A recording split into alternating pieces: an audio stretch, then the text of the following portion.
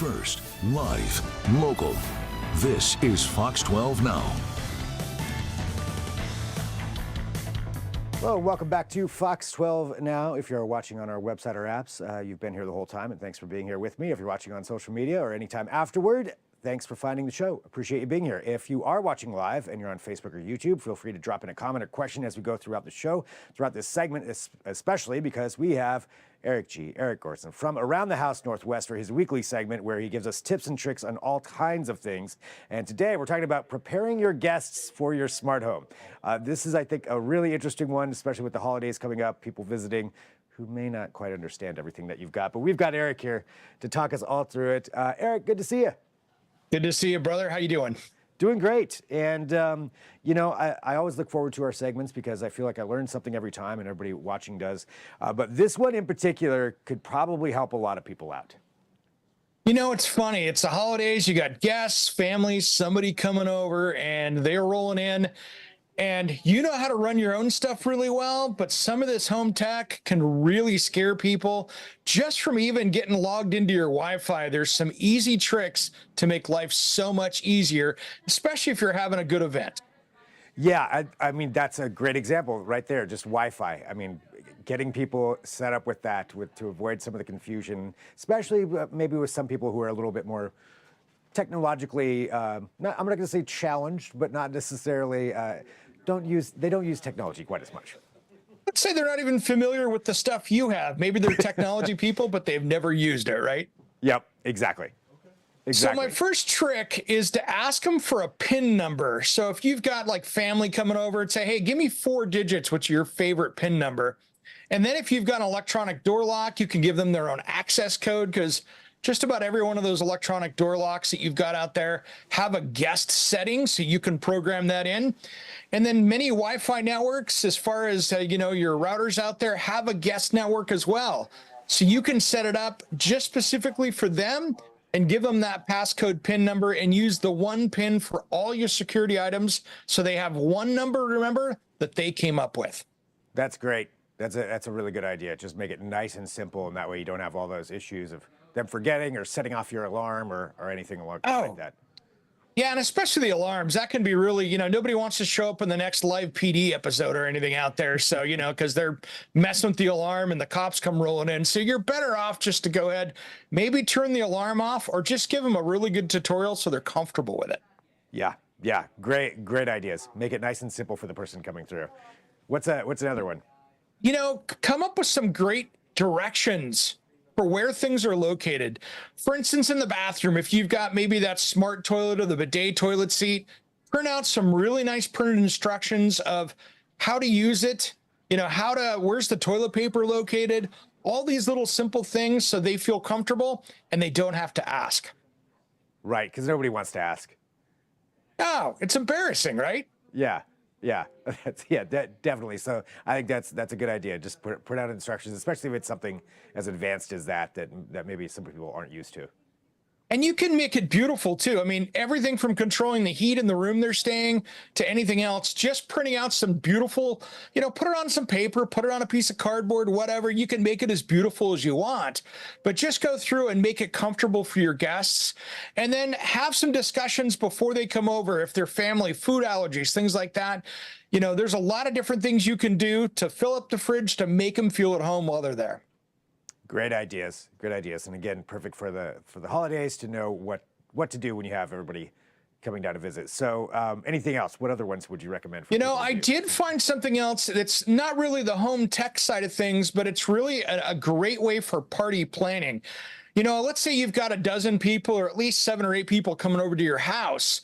I found a place online called Table and Teaspoon. And you could actually rent the complete table setting, from the candles to all the different forks for the 3 or 4 course meal. And they'll ship it to you. You unpack it, you use it as instructions, and then you can mail it back, and it's about $30. So you can throw an amazing dinner party, and it's really cool, and it's a great way to go. And you're using their stuff, and you ship it back, and you've got lots of different things to go. And I did get a little insider information on this. Next week, they're going to have one here, the early December here. They're going to have one sponsored by Ferrero Rocher. where it's free. You just got to get on there first. So keep an eye on Table and Teaspoon. You can get a free table setting. That's amazing, and that's a really great idea for a company, number one. But also, that would be so helpful. Not having to, maybe piece things together depending on how many people are coming over. Just rent it. I never even thought about that. Yeah, because what happens is you maybe have 4 or 5 people coming over, and maybe you have your table setting for 6 or 8, but then you go, oh, I've got forks for everybody one time, not for 3 courses, right? Yeah. So all of a sudden you're missing everything, and now you can just order it in, and the cool thing is you ship it back when it's done, and they take care of it from there, and it's $30, so it's pretty cheap. That's pretty great. All right, what are any other tips that you have for everybody? Just take it easy. It's stressful on people, this time of year with the holidays, and there's a lot going on for everybody out there. So, just take a deep breath before everybody's coming over. If you're a great host and you're in a great attitude, it makes the party really fun. So a deep breath before all this can go a long ways. Yeah, that's good advice for a lot of situations, but definitely for the holidays where it gets a little bit more stressful. Well, great advice for everybody to follow along. And unless you have something else, I was excited to hear about this week's Around the House Northwest. Oh, man, we got a big one coming up again this weekend. So, I had in one of my bedrooms those, bypass wood 1970s closet doors, the ones that are always janky and trying to fall off the track and all that stuff that everybody's dealt with. I show you how to take a $200 set that you pick up at the home center and install brand new ones that are mirrored. And I show you step by step, and you don't even have to use any power tools. You can do it all with hand tools. So no special tools needed for this one. Wow. Okay. That's impressive to not have to use any power tools. So that's one thing. So one segment. Hacksaw, and basically you're putting in screws. I mean, if you've got power tools, it makes it easier, but you can definitely do it with hand tools. That's great. So that's one part. And I know in every episode you have so many different things that you've got out and done. We talked to a guy across the pond over in England, in Yorkshire over there, Simon Bowler. He makes these massive timber structures with, like 15, 18-inch oak beams, and builds gazebos and other bespoke garden architecture, from carports to 4-season rooms to all these different things over there. And he's a huge YouTube star, got millions of followers, but we've got him on the show talking about how he takes these big beams and makes them look old world. No fasteners, it's all pegs and things like that, like they would do 400 or 500 years ago. But he uses modern tools, and it looks like it's been there for 200 years. Cool. That'll be really fascinating to see. Are you going to build one? Yeah. I'd love to, but I tell you what, I don't own the tools he has. Let's be honest. He has a 14-inch circular saw. If you think about it, the little regular one is 7. He's got a 14-inch one just to cut through those beams. And his scale of tools, I don't know the place to put those things. So I'd love to, but man, there's a lot of work in those things. Well, that's why it'll make a good segment, though, to see how they do it, see how he does it. Yeah. I don't know. I obviously, we don't want to spoil everything on the show, so I don't know if there's any more that you want to talk about. Yeah, I've got one more here. We give some pro tips. One of them is front load washing machine maintenance. When was the last time you went through the whole maintenance cycle and did all the maintenance on your front load washing machine? I don't know. Never. Right? Yeah, never. And most people go, never. But there's actually a filter in there that you have to change, and I show you how to do it. All good things. So, It'll probably help with the lifespan of it, I'm sure.